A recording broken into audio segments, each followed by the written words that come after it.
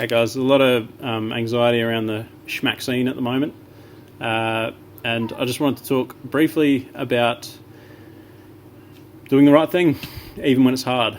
And it's not promised that we're going to have an easy life. There's no two ways about it. Sometimes life gets tricky. Sometimes we need to make sacrifices. But at the end of the day, when you do what's right, no matter what the consequences are, things work out for the better.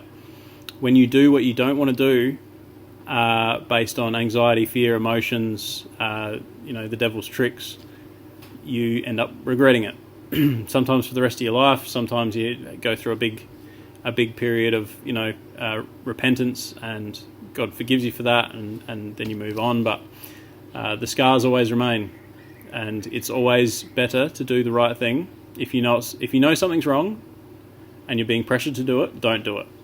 Even if they're threatening to take away your entire lifestyle, don't do it. That's inner strength, and that's encouraged. That seems to be a pattern in the Bible. It's not like a wishy-washy karma, new agey thing.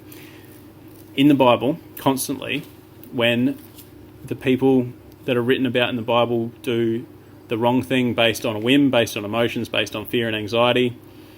A couple of videos ago, we were talking about Saul doing the sacrifice before Samuel rocked up because he was getting anxious about it and thought God needed some help, and the kingdom got stripped from him. And that's not an isolated incident. Over and over and over again, you look at like Abraham when he got told he was going to have a kid, and eventually he took matters into his own hands, nailed his concubine, and had a child with the slave, and then that slave child ended up the line of Ishmael, and that there's a whole thing there. They ended up going to war with the Israelites over and over again, because he made a decision based on anxiety rather than trusting in God.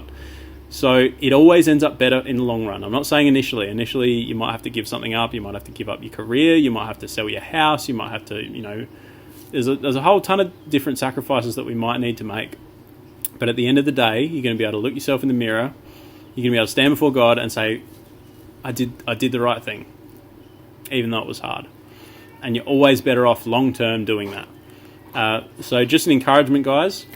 If you're feeling anxious and nervous and you don't know what to do, start planning and start doing something about it, rather than just like leaving it to the last minute and going, hopefully everything will just get better. Hopefully everything will just get better. Start building now so that you've got an alternative, so that you've got a system outside of the system, so that you've got an escape plan, a way out. And that it's going to look different for lots of people, but again, I'm always talking about building those communities out in the country somewhere and using zero emissions, basically pretending to be an eco-warrior, living off the land. And you're obviously not doing it for the same reasons as some of those people, but it looks good. And that's the whole UN Agenda 2030 is about lowering emissions and stuff, so you can really sort of sneak in at the moment, and they're not going to come for you. Eventually they will down the track, but by then, everyone's going to have a mark in their hand and forehead and not be able to buy and sell, and the alternative to that will be starving to death. So we really need to be building. We have a huge responsibility on our shoulders. Unfortunately, for some reason, things are getting weird on our watch, and we have two choices. We can sit in our houses and spiral and freak out and get anxious and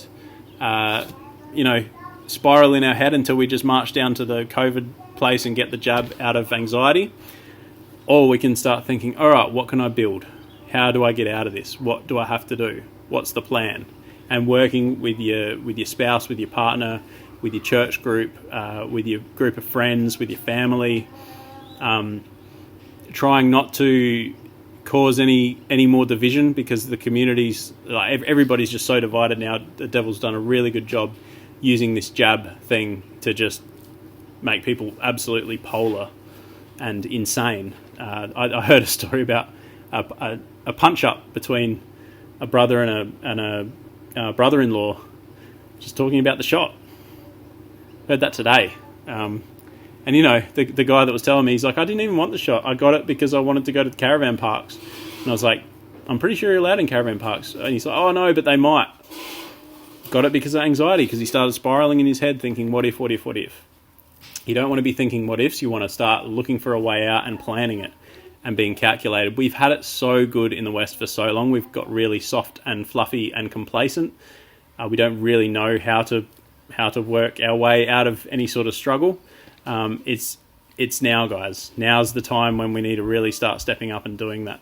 Looking at planning and implementing the plan and working hard, so that we can hand our kids something that's going to last through until, when it gets really hairy. And, at that point, it's all over anyway. But we might as well be able to hand our kids something that's going to last, so that they have an alternative to starving to death when the mark comes in.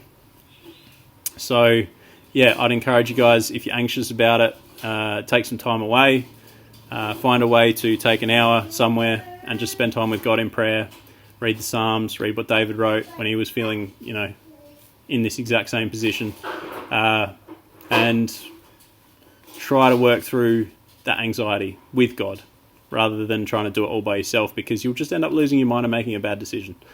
Surround yourself with good, strong people. Start networking, start building, start planning, and look at your options and be realistic.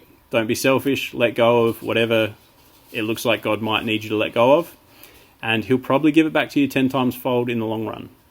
That's another pattern. Look at what happened to Job. The devil took all of his kids and he got twice as many back. So, yeah. Take heart. God bless. Keep your chin up. Be strong. Reach out for help when you're feeling down. And see you next time. Peace.